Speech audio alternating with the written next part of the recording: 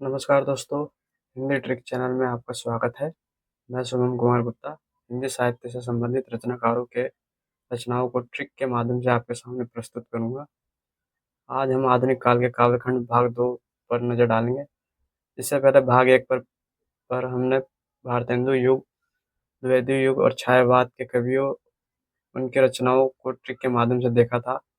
आज हम उत्तर छायावाद पर बात करेंगे, तो चलिए शुरू करते हैं। जो हमारे पहले कवि है वो है यहाँ उत्तर छायावाद के, वो है माखनलाल चतुर्वेदी। माखनलाल चतुर्वेदी एक भारतीय आत्मा उपनाम से प्रसिद्ध है और इनकी जो रचनाएं है वो टिक पे वो है माखनलाल की माता, हिम तरंगिणी तथा हिम किरीटनी, युग चरण तक समर्पण की धूम मचाए हैं।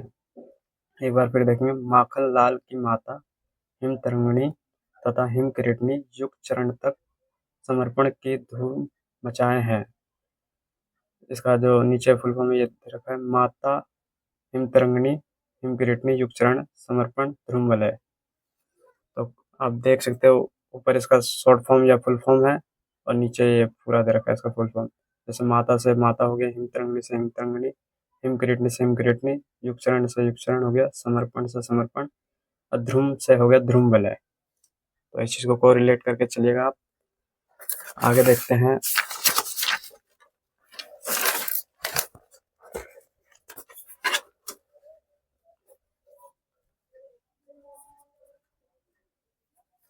आगे है सियाराम चरण गुप्त। इनकी जो रचनाएं है ट्रिक पे ये है, सियाराम के बापू अनाथ दुर्वादल के विषाद मौर्य उन्मुक्त दैनिकी नकुल के आत्मसर्गी है। सियाराम के बापू अनाथ दुर्वादल के विषाद मौर्य उन्मुक्त दैनिकी नकुल आत्मसर्गी है। नीचे देखा इनका बापू से बापू हो जाएगा, अनाथ से अनाथ, दुर्वादल, विषाद, मौर्य विजय, उन्मुक्त, दैनिकी नकुल आत्मसर्ग। अगला है बालकृष्ण शर्मा नवीन। इनकी जो रचना है वो है, बालकृष्ण उर्मिला के कुमकुम और रश्मि रेखा के अपलक विस्पाई जन्मे हैं। बालकृष्ण उर्मिला के कुमकुम और रश्मि रेखा के अपलक विस्पाई जन्मे हैं। ये हो गई फुल फॉर्म नीचे, उर्मिला कुमकुम रश्मि रेखा अपलक हम विस्पाई जन्म के। अगला है सुभद्रा कुमारी चौहान। सुभद्रा के नक्षत्र त्रिधारा की ओर मुकुलित है। सुभद्रा के नक्षत्र त्रिधारा की ओर मुकुलित है। यह हो गया नक्षत्र त्रिधारा मुकुल।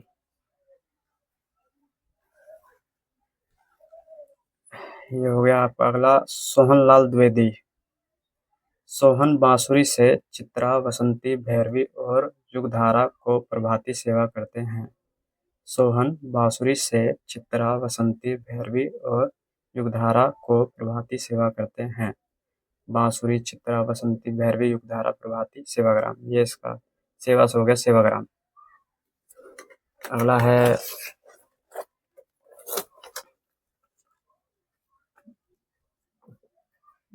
श्याम नारायण पांडे।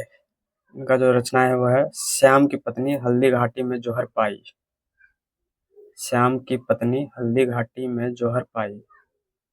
तो हल्दी घाटी से हल्दी घाटी, जोहर से जोहर। अब हिंदी साहित्य में जो सबसे बड़ा नाम हो गया वो है रामधारी सिंह दिनकर। इनको भारत ये हिंदी साहित्य का द्वितीय राष्ट्र कवि कहा जाता है। प्रथम राष्ट्र कवि मैथिली शरण गुप्त हुए और रामधारी सिंह दिनकर जी को द्वितीय राष्ट्र कवि कहा जाता है। इनकी जो रचनाएं है वो इस प्रकार है। दिनकर जी कुरुक्षेत्र के हुंकार से रश्मि रथी पर सवार रेणुका उर्वशी को पाने के लिए धूप और धुआं, नील कुसुम तथा नीम के पत्ते, हारे को हरिनाम, परशुराम की प्रतीक्षा किए बिना आत्मा की आंख से हर इतिहास बनाने दिल्ली चले। एक बार फिर देखेंगे, दिनकर जी कुरुक्षेत्र के हुंकार से रश्मि रथी पर सवार रेणुका और उर्वशी को पाने के लिए धूप और धुआं, नील कुसुम तथा नीम के पत्ते, हारे को हरिनाम, परशुराम की प्रतीक्षा किए बिना आत्मा की आंख से इतिहास बनाने दिल्ली चले। नीचे इनकी जो रचना पूरी है, कुरुक्षेत्र, हुंकार, रश्मि रथी, रेणुका, उर्वशी धूप धुआं नील कुसुम नीम के पत्ते हारे को हरिनाम परशुराम की प्रतीक्षा आत्मा की आँख इतिहास के आंसू दिल्ली। तो एक बार आप इनको ट्रिक को अपने मस्तिष्क में रिपीट करिएगा, उसके बाद जो है शॉर्ट फॉर्म को यहाँ पे फुल फॉर्म दे रखा है, उसको जो है कोरिलेट करके जो है आप इसको याद कर सकते हैं। आगे है हरिवंश राय बच्चन।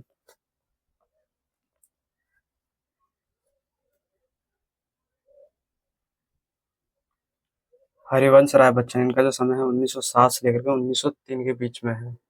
हरिवंश राय बच्चन को हालावादी कवि या हालावाद के नाम से एक नवीन वाद का प्रवर्तन किया, इसलिए इनको हालावादी कवि नाम कहा जाता है।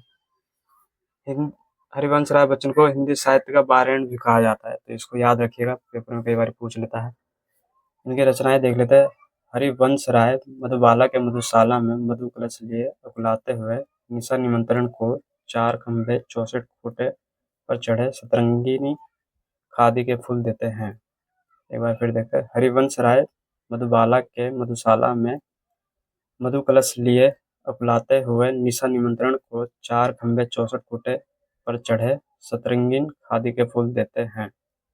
नीचे यहाँ पे देखिएगा, मधुबाला मधुशाला मधु कलश अकुल अंतर निशा निमंत्रण 4 खंभे 64 खूंटे सतरंगीन से सतरंगिनी हो गया, खादी के फूल से खादी फूल हो गया। और एक उनकी और रचनाएं यहाँ पे नीचे आएगी। बंगाल का काल मिलन यामिनी सोहम हंसे, ये भी पेपर में कई बार पूछा गया, इसलिए अतिरिक्त रचना में डाल दिया है मैंने ताकि आपको ध्यान रहे। अगला है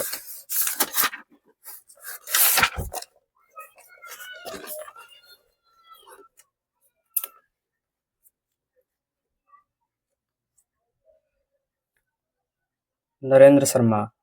नरेंद्र शर्मा प्रभात फेरी में मिट्टी और फूल रक्त चंदन में लगाए प्रवासी के गीत द्रौपदी और कामिनी को सुनाते हैं। नरेंद्र शर्मा प्रभात फेरी में मिट्टी और फूल रक्त चंदन में लगाए प्रवासी के गीत द्रौपदी और कामिनी को सुनाते हैं। तो प्रभात फेरी से प्रभात फेरी हो गई, मिट्टी और फूल से मिट्टी फूल हो गया, रक्त चंदन से रक्त चंदन हो गया, प्रवासी के गीत से प्रवासी गीत, द्रौपदी से द्रौपदी और कामिनी से कामिनी हो गया। आगे है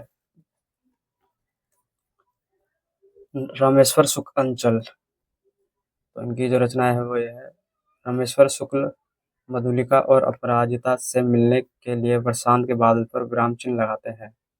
आसान सा है। रामेश्वर शुक्ल मधुलिका और अपराजिता से मिलने के लिए बरसात के बादल पर विराम चिन्ह लगाते हैं। तो मधुलिका से मधुलिका हो जाएगी, अपराजिता बरसात के बादल विराम चिन्ह।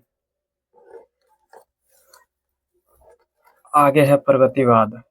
प्रगतिवाद की जो समय की बात करें तो वो 1336 से लेकर के 1943 के बीच में माना जाता है। और इसके जो कवि है उनको याद याद करने का जो ट्रिक है वो है, शिव मंगल के गान से नाग त्रिलोचित होते हैं।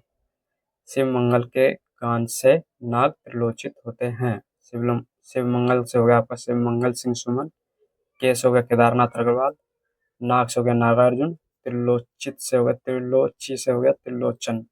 तो याद रखिएगा इसको। प्रगतिवाद का समय जो है आपका 36 से ही क्यों माना जाता है, वो इसलिए क्योंकि जो है लखनऊ में जो है प्रगतिशील लेखक संघ का जब वो स्थापना हुई, तो उसमें जो है इस संघ की अध्यक्षता उस टाइम में प्रेमचंद जी कर रहे थे। तो प्रगतिशील लेखक संघ की स्थापना की वजह से 1936 में प्रगतिवाद का समय 1936 से ही माना जाता है। तो आगे देखते हैं इनके कवि के बारे में, इनकी रचनाओं के बारे में। तो जो है इस प्रकार है।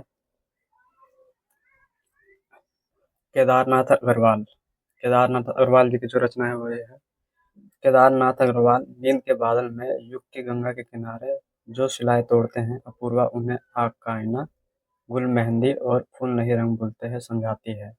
एक बार फिर देखते हैं। केदारनाथ अग्रवाल नींद के बादल में युग की गंगा के किनारे जो शिलाएं तोड़ते हैं अपूर्वा उन्हें आग का आईना गुल मेहंदी और फूल नहीं रंग बोलते हैं समझाती है।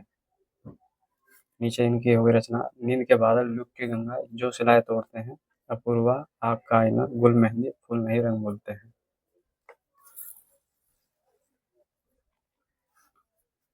केदारनाथ अग्रवाल जी को केन का कवि भी कहा जाता है, ये भी ध्यान रखिएगा थोड़ा। और आगे है आपका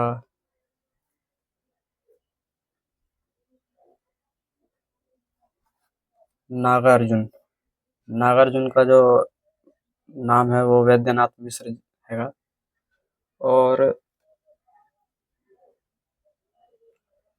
नागार्जुन जो है हिंदी साहित्य में यात्री नाम से भी रचनाएं लिखते थे अपना, ये भी ध्यान रखिएगा थोड़ा। और नागार्जुन को प्रगतिवाद के सलाहकार पुरुष के रूप में भी जाना जाता है। और राम के प्रति जो है नागार्जुन की खड़ी बोली में प्रकाशित सर्वप्रथम रचना है, जिसे वो भी थोड़ा ध्यान दीजिएगा। और इनकी रचनाओं पर अगर बात करें तो नागार्जुन प्यासी पथराई आंखों से सतरंगे पंखों वाली तालाब की मछलियों को हजार हजार बाहों में खिचड़ी विप्लव खिलाते वे इस गुब्बारे की छाया में युगधारा की पुरानी जूतियों का कोरस से भस्मांकुर करते हैं। नागा अर्जुन प्यासी पथराई आंखों से सतरंगे पंखों वाली तालाब की मछलियों को हजार हजार बाहों में खिचड़ी विप्लव खिलाते वे इस गुब्बारे की छाया में युगधारा की पुरानी जूतियों का कोरस से भस्मांकुर करते हैं। तो यहाँ पे रचना आएंगी फुल फॉर्म जो है, प्यासी पथराई आंखें, सतरंगे पंखों वाली तालाब की मछलियाँ, हजार हजार बाहों वाली खिचड़ी विप्लव देखा हमने, खिचड़ी विप्लव से हो गया खिचड़ी विप्लव देखा हमने, इस गुब्बारे की छाया में युगधारा पुरानी जूतियों का कोरस भस्मांकुरण। अगला है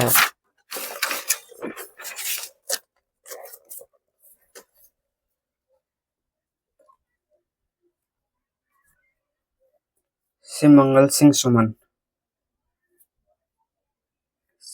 इनकी जो रचना है, शिव मंगल सिंह हम पक्षी उन्मुक्त गगन के मिट्टी की बारात में वाणी की व्यथा और जीवन के गान का हिल्लोल करते हैं।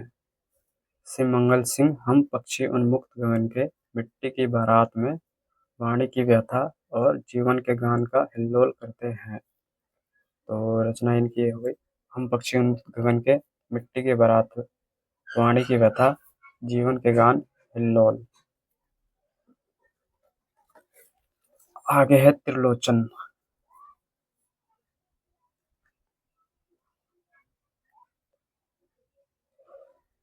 त्रिलोचन उस जनपद का कवि हूँ जहाँ ताप के ताहे हुए दिन में धरती तुम्हें सौंपता हूँ। त्रिलोचन उस जनपद का कवि हूँ जहाँ ताप के ताए हुए दिन में धरती तुम्हें सौंपता हूँ। इनकी जो पूरी फुल फॉर्म नीचे है, उस जनपद का कवि हूँ, ताप के ताए हुए दिन धरती तुम्हें सौंपता हूँ। यहाँ पे जो धरती है कई बारी परीक्षा में पूछा गया है। त्रिलोचन जी जो थे हिंदी साहित्य में सोनेट के लिए प्रसिद्ध है। सोनेट का मतलब होता है जो शोक गीत होता है ना, शोक गीत जो है त्रिलोचन लिखने में एक्सपर्ट थे, इसलिए इनको सोनेट का कवि भी कहा जाता है। और अंत में दोस्तों मैं अपनी वाणी को देता हूँ विराम। और आपको जो है अगर वीडियो अच्छी लगी है तो लाइक करें, सब्सक्राइब करें, और अगर कुछ सवाल है तो कमेंट करें। और इसको जो है अपने इस वीडियो को बार बार देखें, दोहरा दोहरा के देखें, ताकि जो है आपको सुनते सुनते में याद हो जाए। और इसको लिख के याद करेंगे तो और बढ़िया रहेगा, जिससे कि आपका जो है वर्तनी में भी सुधार होगा और आपको आगे जाकर के इसका फ़ायदा मिलेगा। तो नमस्कार दोस्तों, धन्यवाद।